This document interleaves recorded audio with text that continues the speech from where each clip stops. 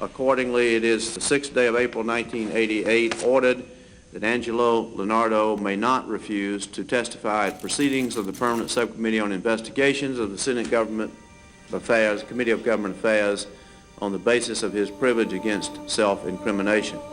And it is further ordered that no testimony compelled under this order or any information directly or indirectly derived from such testimony may be used against Angelo Lenardo in any criminal case except a prosecution for perjury, giving a false statement, or otherwise failing to comply with this order. This order is signed by the U.S. District Judge Thomas P. Jackson, U.S. District Judge for the District of Columbia, dated 6th of April, 1988. I'll ask you and your attorney, do you understand the court order? Yeah. Yes, I do. Under this order, you are prepared to testify? Yes. You have sworn to tell the subcommittee the truth, the whole truth, and nothing but the truth. That's right.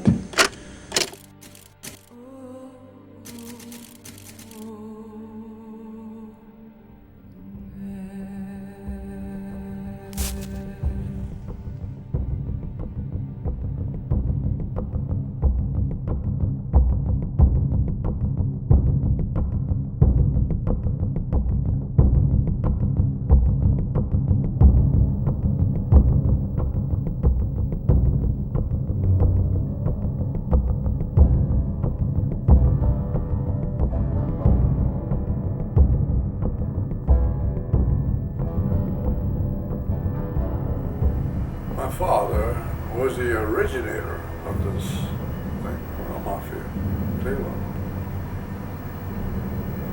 He's the one that started it. I'll tell you, he was a hell of a man, though.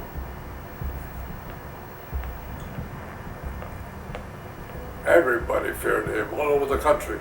Everybody. Like they say, well, when so-and-so talks, everybody listens. When they used to mention our father's name, everybody used to listen. He's powerful. Very powerful. Very. Sicily, that's where it all started. Back then, in Sicily, the Italian mafia, where it first originated, was more powerful than the government. And Sicily was run by so many different nations, and people took it over, and it was always in constant turmoil. So there had to be some type of law and some type of government. So the mafia became. The Sicilians had more of a tendency to fight and argue, and that's probably because they were under so many different rules and so forth. So they really didn't have a governing power in the town. During the waves of Italian immigration that came to the United States in the late 1800s, a lot of that Italian population ended up in Cleveland, and a couple of settlements that arose in the city were in the Haymarket district over by Orange Avenue and Woodland Avenue, and that section of the city became known as Big Italy. Then when the Lenardos come over here, okay, hey, they said, this is America.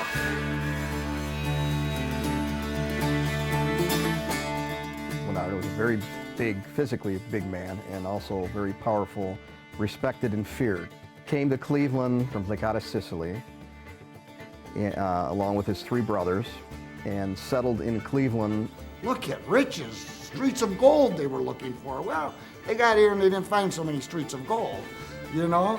So now, which way are we gonna go? We gotta make some zordi, we gotta make money.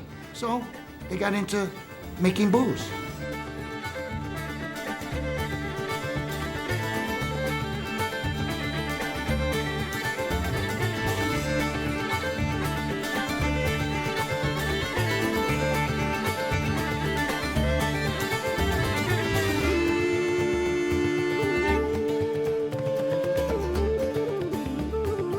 One of the great ironies of Prohibition was that it made gangsters and organized crime very popular in the United States, even more so than they were in the 1900s and 1910s. In 1931, Variety magazine conducted a poll of its readers and reported that gangsters were the second most popular group in the United States. I think movie stars were number one, gangsters were number two, athletes were number 3, and politicians were 4th.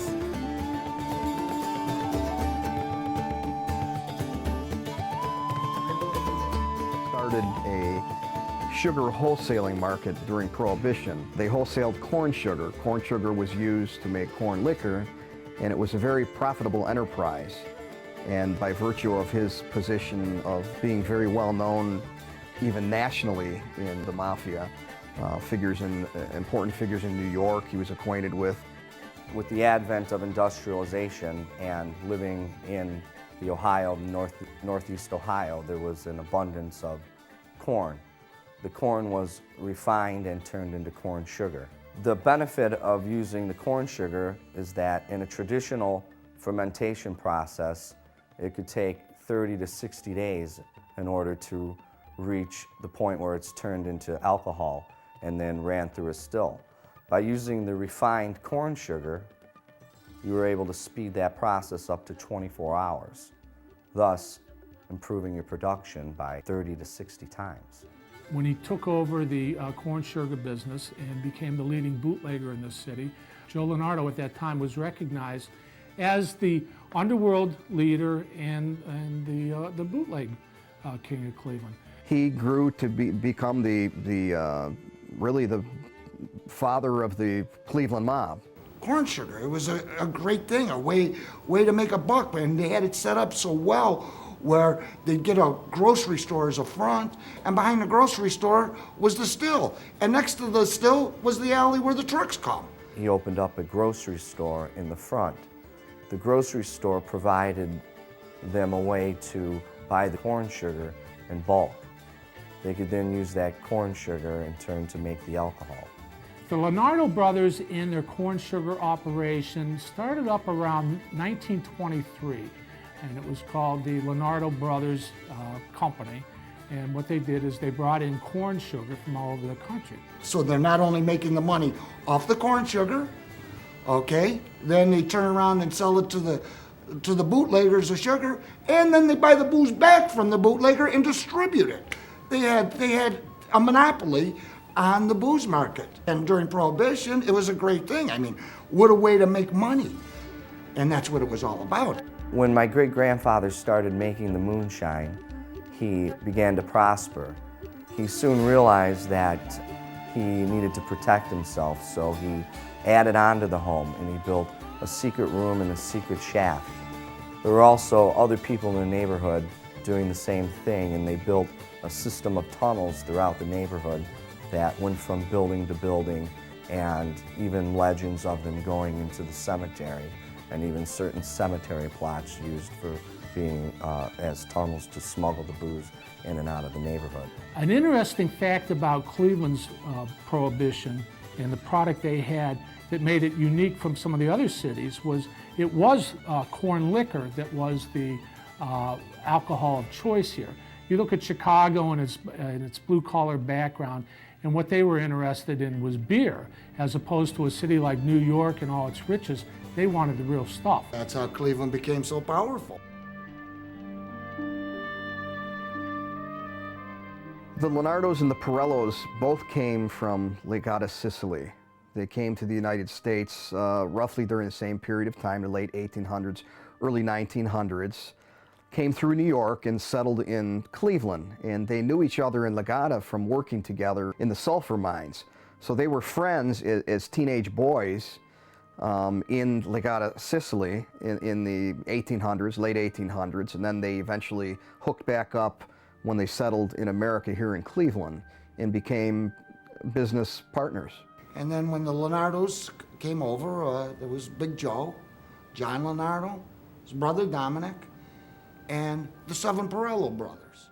We had Tuta bosses coming over from Sicily, settling here in Cleveland, and already knew the power of the sword. The Lenardos and the Pirellos had been friends going back to the Licata, Sicily days. And it wasn't just the Lenardos and the Pirellos, it was Salvatore Tadero, who was also a friend, and these guys were all related.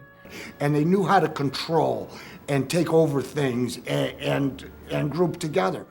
With the success that Joe Lenardo was having with his corn sugar business, he decided to allow the Pirellos to get involved in the corn sugar business on their own, open their own corn sugar warehouse up on East 110th and Woodland Avenue. And at this time, Joe decided that he was going to take off for a vacation trip in Sicily. Black Sam Tadero, I think, felt that he was left behind, and he was not perhaps compensated for his services that contributed to the success of the Lenardo brothers' business as he thought he should have been. And during that period of time, Black Sam Tadero kind of steered the business in a direction so that the Pirello family would start making even more money and more profits. And when John Lenardo realized what was happening, and he was watching things for his brother Joe while Joe was back in Sicily, he contacted Joe and told him what was going on, and Joe rushed back, and that's about the time things started falling apart between the two families. While Joe was gone, there began to be raids on the corn liquor warehouses and the stills that were making the corn liquor for the Lenardo family. Joe Lenardo, he wanted it all to himself. He wanted to sell for time and a half what Pirellos were selling it for. They were selling a bag for $2.25 or $2.10 or whatever. Lenardo wanted $3.50. He got in it. Sure, he was living in Shaker Heights in a big, beautiful home. The Pirellos stayed mostly in Woodland, the seven brothers. Big Joe comes back, where's all my money? Hey, Sam's got it with the Pirellos over here. So at this point, the Pirellos were becoming the leading corn liquor sellers here in Cleveland. And they began to build their own empire while Lenardo was trying to figure out what he was going to do to gain back the business that he had lost. Well, this is what started the war then. Joe and his brother John went to the Lenardo's barbershop to meet with them.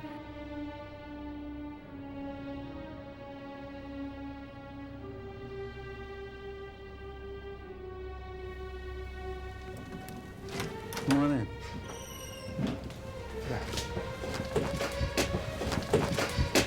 The rest of the family will be here soon.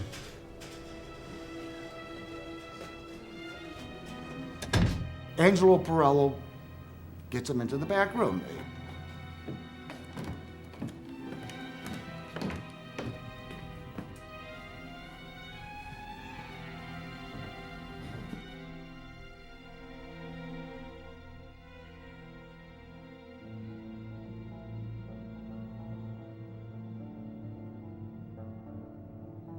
All of a sudden, the back door opened.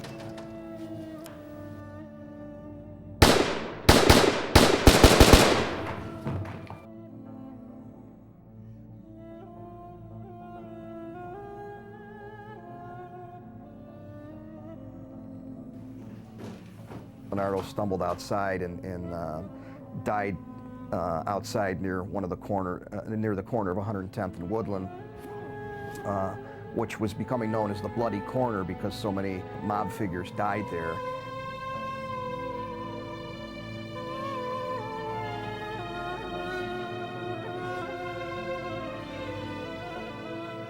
Is that true that he had his will and testimony on him?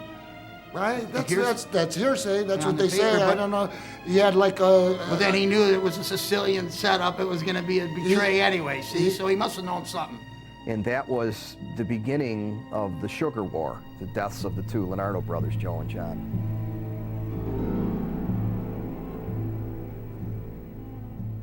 You know, a few days before my father died, I'll never forget this. Al Capone, he sent somebody to Cleveland to talk to my father. If my father could,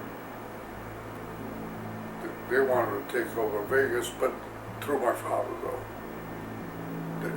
Then the fellows told my father, he says, they proposed that you would be the boss west down and let New York take all the eastern cities, you know. I don't know what happened though. After that, my father died. But they wanted my father to take over the whole West.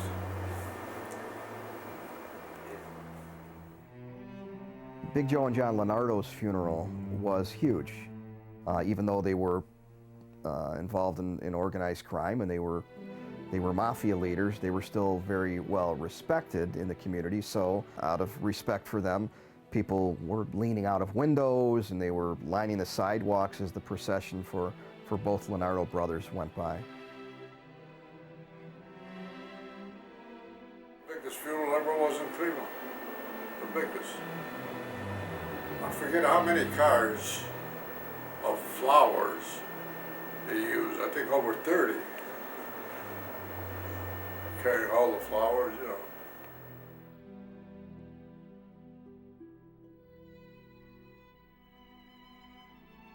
Joe Perella took over as the leader of the Cleveland underworld. Basically, looking back on it, the killing of Joe Lenardo and his brother John, that was the only killing involved in the competition in the Corn Liquor War.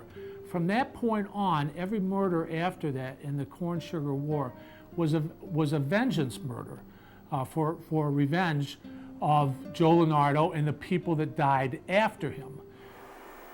You know, frankly, I think of my father's death. My father foreseen everything, all over, what's going to be, what's going to happen. But his future was, well, nobody would ever dare to do anything like that until it happened.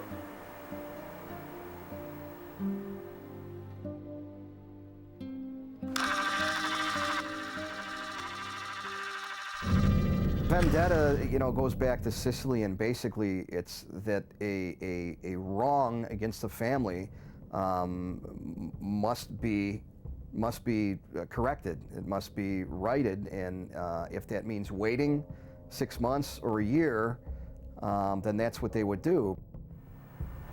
They had a big meeting in New York of why they did this to my father. And they could have condemned the guys who did it. And my Uncle Frank was there at that meeting.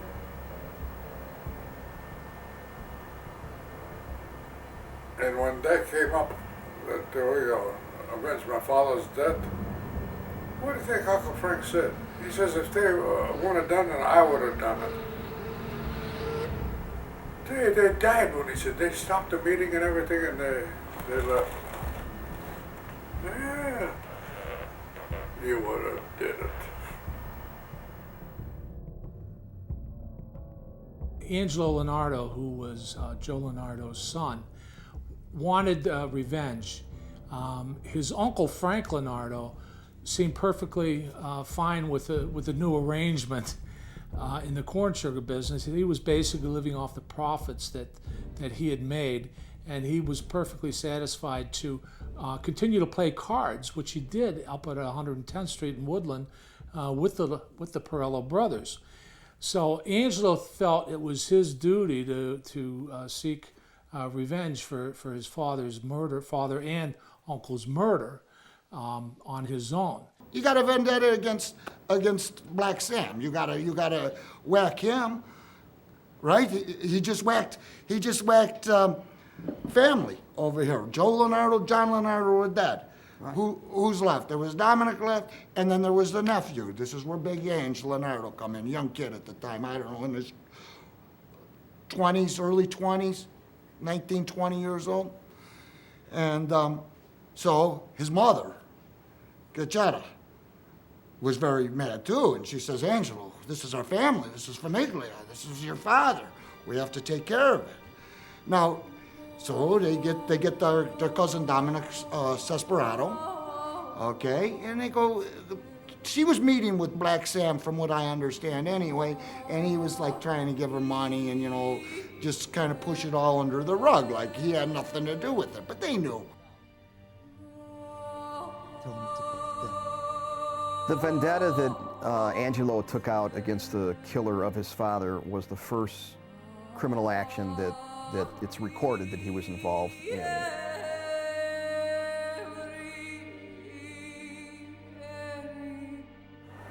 Black Sam, he was walking this way to meet me, you know. He come right to the car. And when he was about 2 feet away, 3 feet away, I pulled the gun out. And when he saw that, he raised it, he started yelling, you know. I shot him. The whole barrel. Dominic, he was sitting there, and he finally got up and he shot once. God knows where that bullet went. He was a show-offer, conceited. Oh, God. So Black Sam falls dead in the ground, okay? Done.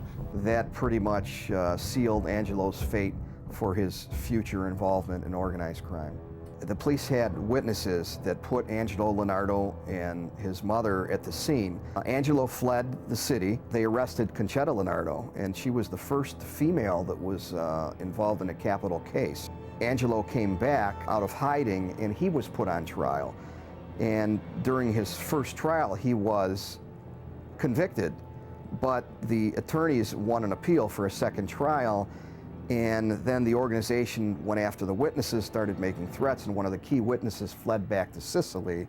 And when the second trial came about, there was no key witness, and Angelo was acquitted. Joe Pirello became the second boss of the Cleveland Mafia after the murder of Joe Lenardo, and his reign didn't last long. But by the time 1930 rolled around and the Mayfield Road Mob, who had much more firepower, they had a much more political power, they were gaining strength very quickly. They were connected and partnered with the Cleveland Syndicate, the Jewish Syndicate, or Jewish Boys, Mo Dalitz and his operation. They were tied into important mob figures in New York City. So when the Pirellos resisted the efforts of the Mayfield Road Mob to sort of move in on their territory. So they're sitting down at the Venetian restaurant over there. They're playing cards in the back room. Okay, Big Joe Pirello goes to look at his watch, is what they say. I don't know if he was reaching for a gun or looking at his watch.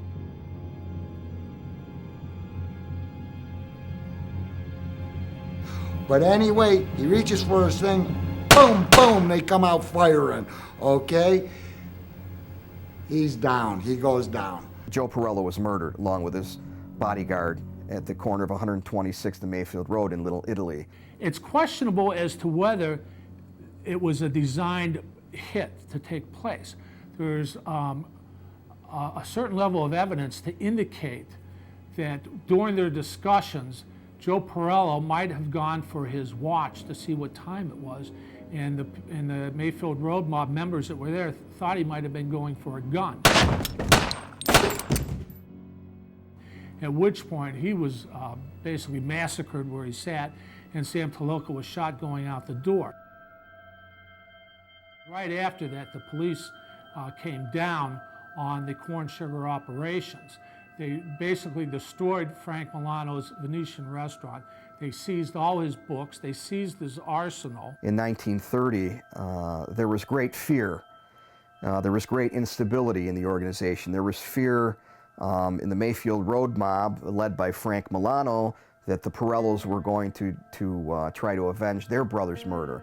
By the time 1932 rolled around, this is 2 years after the murders of Big Joe Pirello and Jim Pirello, Rosario Pirello, the oldest of the brothers, and Raymond Pirello, my grandfather and the youngest of the brothers, they came out of hiding, but there was still concern in the Mayfield Road Mob that had absorbed the Lenardo organization, that the Pirellos might try to take revenge still for the murders of their brothers. So Raymond Pirello and Rosario Pirello were targeted for murder.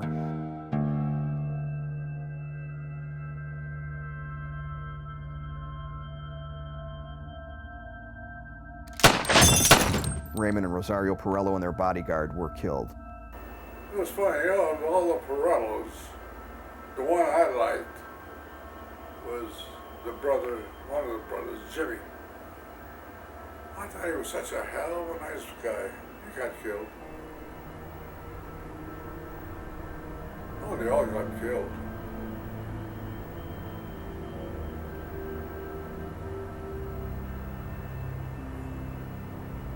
I mean, they all died for what they did to my father. All of them. None of them missed him. Even if they were innocent, that they didn't know nothing about it. During this time, there was a guy, Doc Romano, okay, who was actually a surgeon, actually an intelligent man.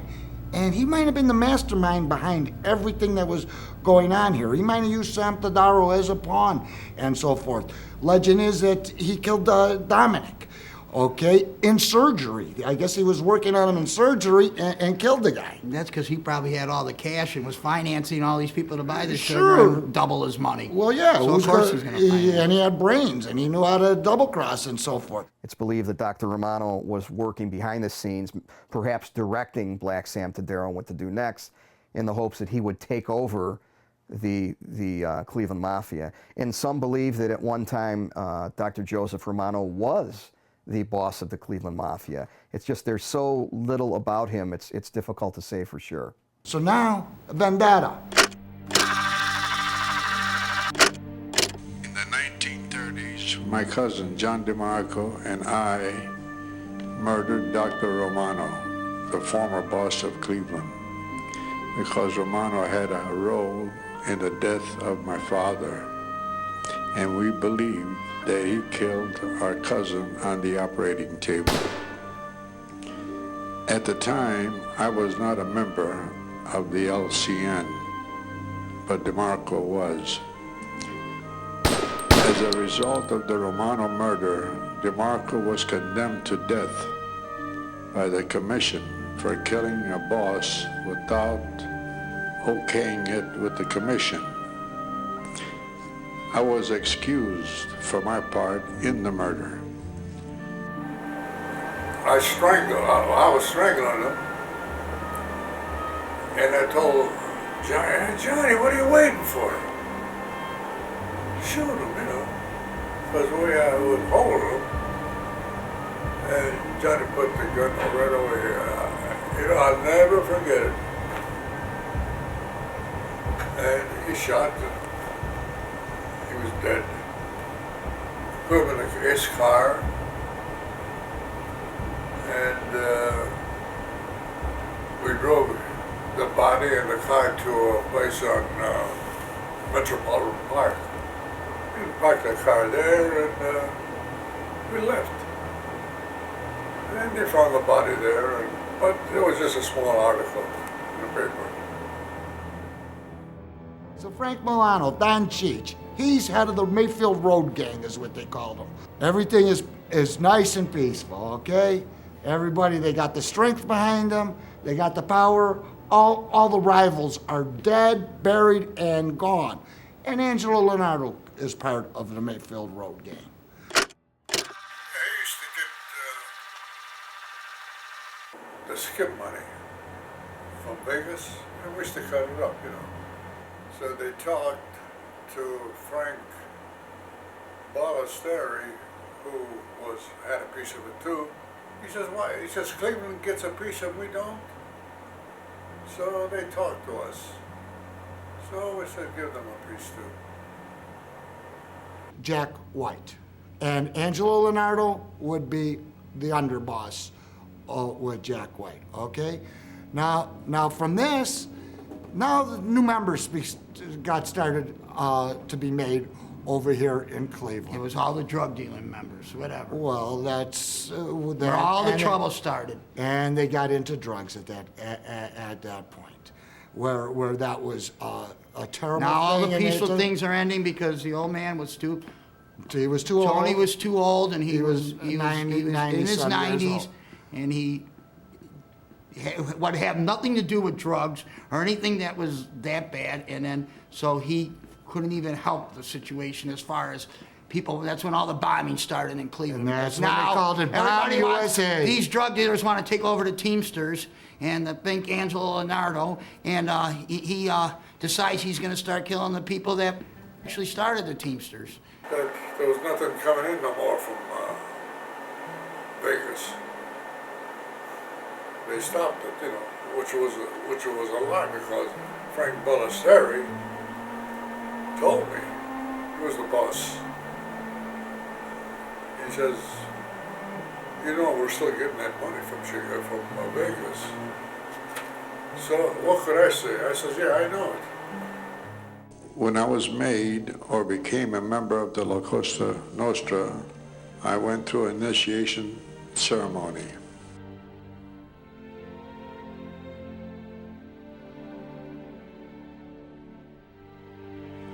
I later learned that to be proposed for membership in La Costa Nostra, you would have to have killed someone, and stood up to the pressure of police scrutiny.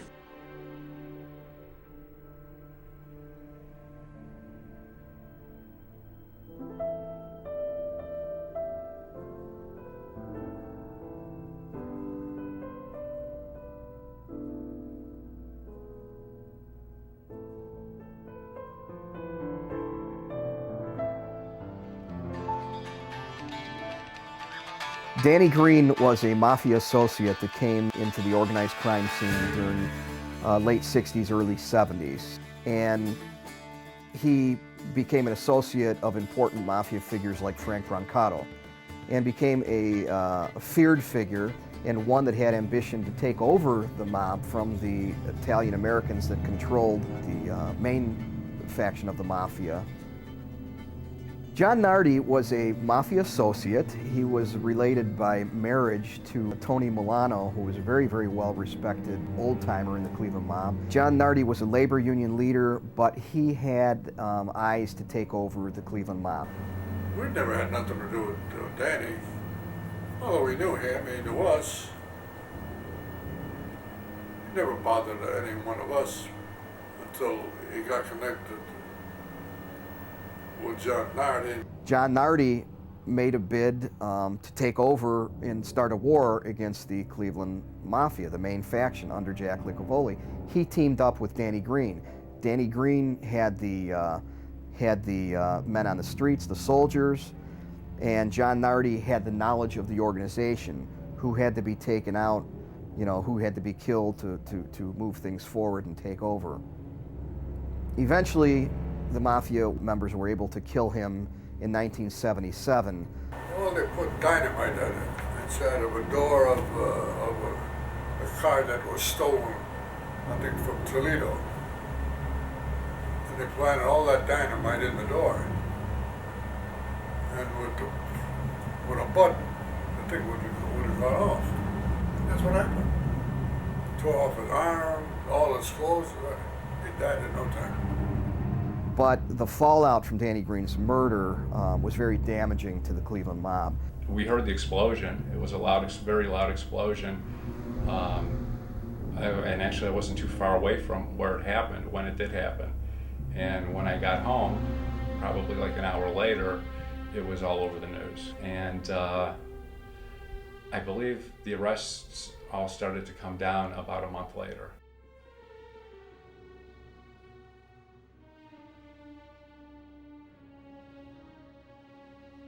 Well, he was arrested for the murder, and he did not have bond. So for that, probably 6 months, he was in jail during that whole period of time. Whose decision was that? Who had to make that decision? Was it you and Jack? Shut it up.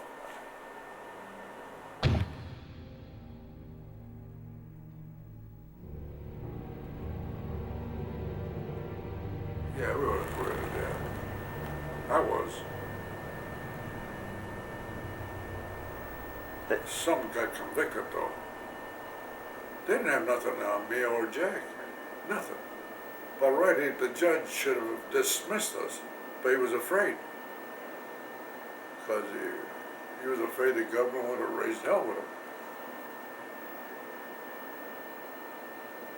You In fact, it was in the paper that he, especially me, I would be thrown, the case would be dismissed before the case went to the jury. But he didn't have the guts. Angelo Lenardo was one of the most important figures in organized crime history nationally. He was also a very successful businessman. He was a successful restaurant owner and nightclub owner. He was respected in other towns. Probably the most significant thing about Angelo Lenardo needs to be put in perspective. And that simply is that back in the late 70s, early 80s, the FBI completely changed its priorities. In the 30s, nobody knew nothing. Nobody. You couldn't even talk about it. The only time you talk about it when you have a meeting. I was controlled pretty good years ago, but not anymore. Why do you think No? FBI? Well, it's a different breed of people, you know. Angelo Lenardo would eventually become the underboss and then the one-time acting boss of the Cleveland mob. They tried to regroup, they got involved in narcotics, and things really fell apart because the mafia members, Joey Gallo, Tommy Sanito, Angelo Lenardo's lieutenants, they merged with a West Side drug ring. But things got out of control, and a lot of the drug traffickers were actually using drugs too. Drugs, no. Tommy was against my wishes. I didn't know. I told him, I said, you better not fool around with it. And he figured there was a lot of money there. You do it on a sneak. But eventually I found out about it. I told him, I said, you better not. He had said a lot to me about it, always, you know, professing that he had nothing to do with it. He never would have had anything to do with something like that. And it's something that I really have to believe that he really had no involvement in. The only thing that I could possibly think of is that, you know, maybe there was money coming in, and he was led to believe that it was from something else possibly, because he had always sworn against, you know, the whole drug thing. They weren't operating in a very smart way. In some cases, they'd have a guy come in with the drugs, and instead of giving him the money for the drugs, they'd just kill him. So they get the drugs and they get the money. So there was a lot of distrust, or a lot of murders happening, and because of that, there was a lot of attention from the authorities, and that's what ultimately brought, really brought the Cleveland mob to its knees.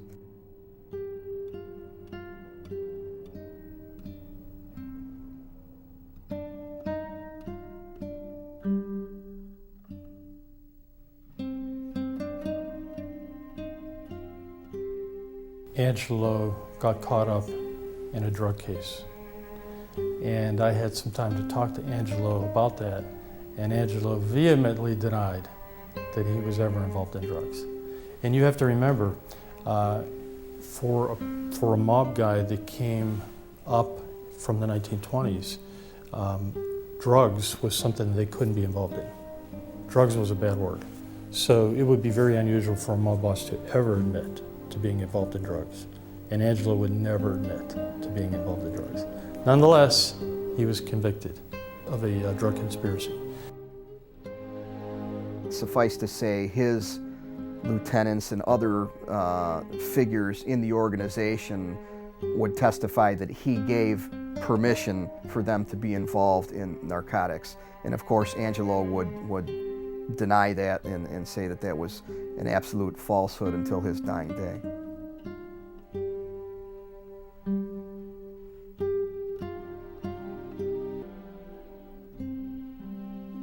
Here's a guy who avenged his father's murder and got involved with the mob, eventually became a made member and rose through the ranks to become one-time acting boss of the mafia. What changed was his conviction, and the fact that that conviction was based on what he believed was a lie, that he never gave permission for his lieutenants to get involved in narcotics. they also had guys that also betrayed the code of silence and testified against him. So with a life sentence, I think he felt that the organization had turned against him. What the government needed was evidence of the enterprise.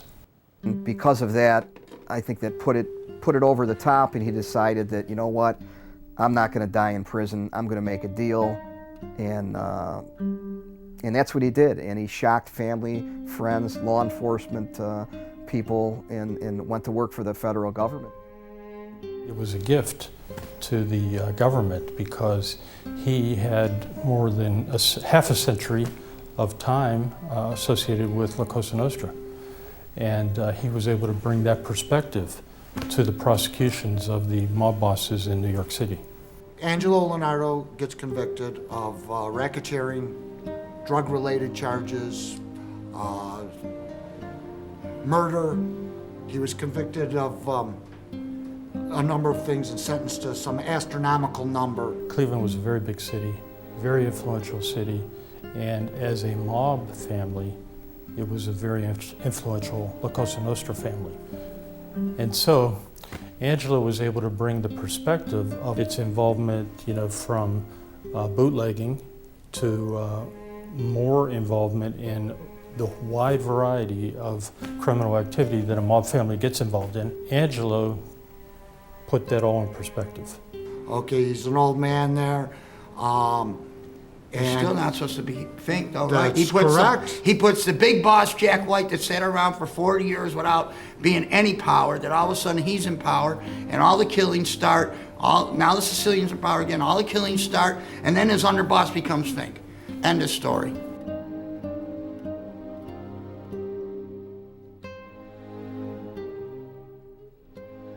The mob boss, he now is under federal protection. He's been relocated, but his memory is about to be refreshed by Senator Sam Nunn, who is the chairman of the committee, and will join them as they proceed. His testimony there helped put all those guys away for 100 years. He explained that it was a national organization and essentially put the enterprise together for the government. Several of them, like Fat Tony Salerno and Dux Carollo, died in prison. And it was a devastating blow to the mafia. It was a prosecution that was led by Rudy Giuliani at that time. Angelo Lenardo became the highest-ranking mafia member to betray Omerta, or that Sicilian Code of Silence, and go to work for the federal government. Accordingly, it is the 6th day of April 1988 ordered that Angelo Lenardo may not refuse to testify at proceedings of the Permanent Subcommittee on Investigations of the Senate Government Affairs, Committee of Government Affairs, on the basis of his privilege against self-incrimination. Years ago, there was a detective, and he was close to my father, and he stayed close to us even after he died. And one day he started talking to me about different things. He says, Angelo, he says, I'm going to advise you. Oh, he was a detective. I tell you, he was a detective. Don't you ever fool around with drugs or be a pimp. He says, that's the only two vices I'll put you in jail for. Otherwise, you could do anything you want. You could kill. I'll watch you do it. I won't say nothing. But Angelo Lenardo, I guess, did what he wanted to do, stayed out of jail, and put a stop to what the FBI wanted him to do as a federal witness. Pretty much you only know what you've read in the paper. You only know what you've seen on TV, whether it's on the news. And that's not him. I mean, that was his life. That was his life. And but that's not the man that he was. People look at him as possibly this killer, this bad person. But he was a very gentle man. Bottom line, he became Fink. He broke the number one rule. The number one rule, Omerta. He broke it. before anything. And what he said So was... all the guys that backed him and says, okay, you know, Angelo Lenardo would be good on solid, the boss. he killed... They were all wrong. They all made a mistake. He killed Sam Tadaro years ago, which might have not even been happen. It could have been the mother, okay? Which a lot of people, if you interview a lot of people in this neighborhood, they'll tell you it wasn't him. It was the mother. Regardless of what you did, you ended wrong. You made everything that you did right wrong. Absolutely. I beat it though. Yeah, innocent man. Yeah, did that. My name is Angelo Lenardo. I am 77 years old, and I am a member of the La Cosa Nostra. I was a former underboss of the Cleveland organized crime family. I became a member of La Cosa Nostra in the late 1940s, but have been associated with the organizations since the late 1920s. In my case, my father was murdered by Salvador Tadaro in 1927. In revenge, my cousin Dominic Desperado and I killed Tadaro. This is one of the reasons that I was proposed for membership in La Cosa Nostra. In the 1930s, my cousin John DeMarco and I murdered Dr. Romano, the former boss of Cleveland, because Romano had a role in the death of my father, and we believed that he killed our cousin on the operating table. These hearings, I believe, are exposing the changing face of organized crime. Frankly, that changing face gives me cause for concern. On Monday, we were told that we're facing a new generation of the LCN, which differs significantly from its predecessors. They lack respect for tradition and for the family. They've succumbed to the influence of drugs, both as traffickers and as users. As a result, they've become more greedy, selfish, more violent. Many have chosen to forsake omerta, the traditional vow of silence, and turn in other family members to save their own skins. Today, Angelo Lenardo, the son of an LCN boss and a former acting boss himself, will confirm from the inside this new face of the LCN. On Monday, Bucetta, a former Sicilian LCN member, told us that these changes are not limited to the United States, primarily because of drugs, he says. In Italy as well, there are no more men of honor. If you are called upon to kill someone, you have to be prepared to do it.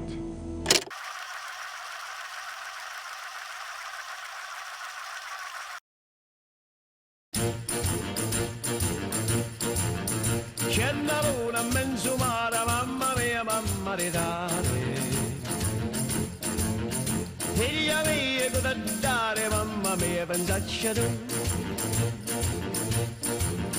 Se te piglia lo pesciaiolo, isso va, isso viene, se lo pesce a manatena. Se ci ingappa la fantasia dei pescioli a vegliuzza mia, la riola, pesce fritto e baccalà, uè gomba, no calamara, c'ha giaccata. Second